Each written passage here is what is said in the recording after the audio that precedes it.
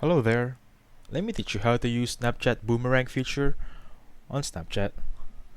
So first things first, please open Snapchat, and from here I just want to let you know that there isn't a specific tool that says Boomerang, not unlike Instagram. It has a specific feature. So what we're gonna do is we're gonna edit it or customize it until it looks like a Boomerang feature.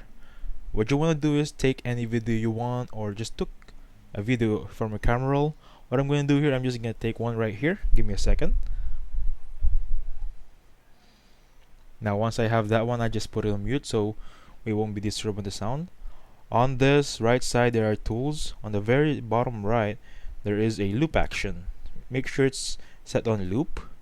Once you set it on loop, please swipe right. Keep on swiping right until you see the icons. For example, you have this snail, the rabbit, the faster rabbit, and the reverse. You want to get the reverse one. Now once you have the reversed icon set, it should look like a boomerang right now, and just save it or send it to your friends. Technically, you just created the boomerang on Snapchat. So that's how you use Boomerang feature on Snapchat. Please hit the like button and subscribe. Thank you.